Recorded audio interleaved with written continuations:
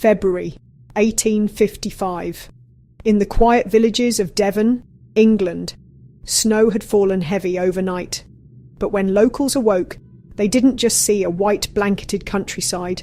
They saw something else, something terrifying.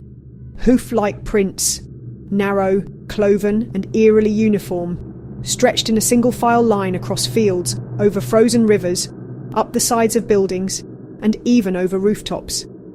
They passed through locked gardens and high walls with no sign of entry or exit. And the strangest thing? They didn't stop. These prints continued for nearly 100 miles. Some said it was a hoax, others a strange animal. But the devout whispered only one name: the devil. Welcome to Unveiling the Unusual. I'm your host, Elowen Cross, and this is the chilling mystery of the devil's footprints.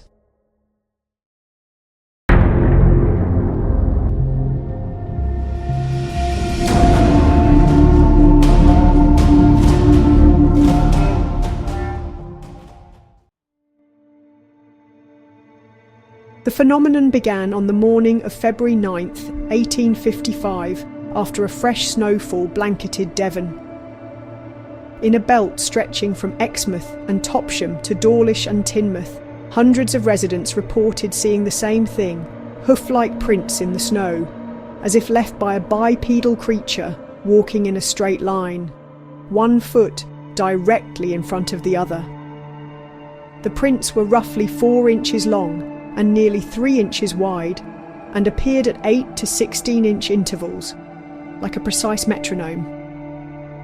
Some said they resembled a donkey's hoof, others a cloven goat's, but all agreed they were unlike anything they'd seen before. More unsettling was where the prints appeared. They were found on rooftops, across narrow garden walls, and over 7-foot haystacks. The trail even crossed rivers, continuing unbroken on the other side, despite no bridge in sight. Some locals claimed the prints had passed through pipes only 4 inches wide. It was as if the creature, whatever it was, could defy gravity.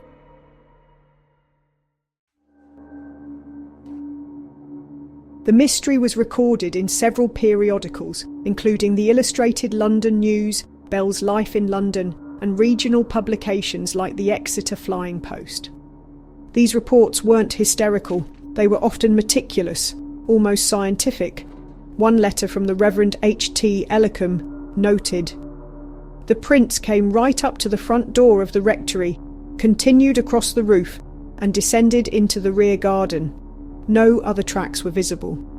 In Topsham, a deliveryman described seeing the trail extend from the street, up the side of a wall, and across the tiled roof of a church.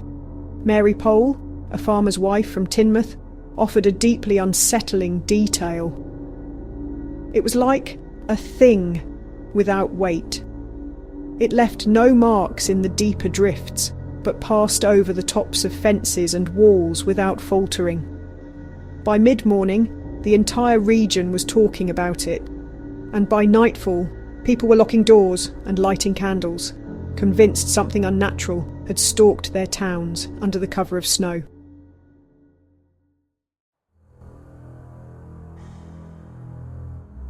Naturally, speculation took root. Was it an animal?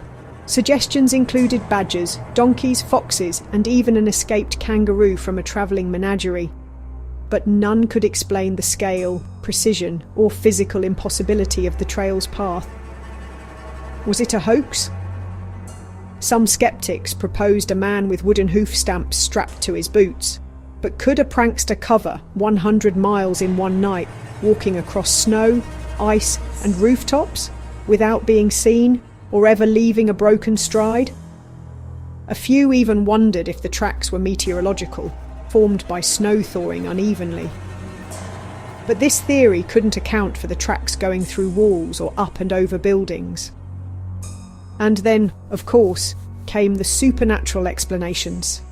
Some pointed to the prints' cloven shape, linking them with folkloric depictions of the devil, long imagined as goat-like and unearthly. In a deeply religious rural region, this possibility wasn't just discussed, It was feared.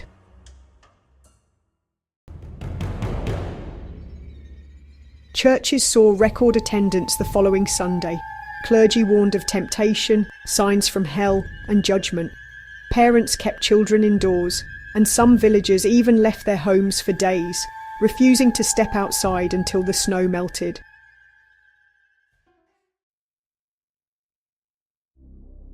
In the 20th century, researchers began re-examining the event. Mike Dash, a respected Fortean scholar, published an in-depth study in Fortean Studies Volume 7, collating newspaper articles, letters and eyewitness accounts. He concluded that, although embellishment over time is likely, a real and inexplicable phenomenon occurred. Major General W. H. Smith, reviewing the case in 1950, stated, "It is not within the capability of any known man, animal or mechanism to leave such consistent and impossible tracks." And here's where it becomes even stranger. In 1957, residents near Lympston reported an identical trail of hoof prints, this time in fresh snow that fell overnight.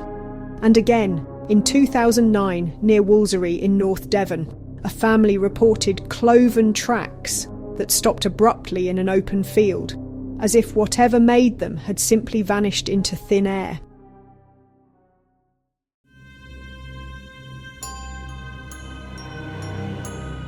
So, why does this 150-year-old mystery still matter? Because it resists explanation.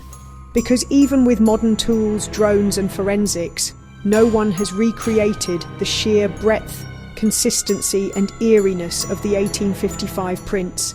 It touches something primal. The fear of being followed, the unease of footprints with no source, and the idea that some mysteries might not be solved with science alone.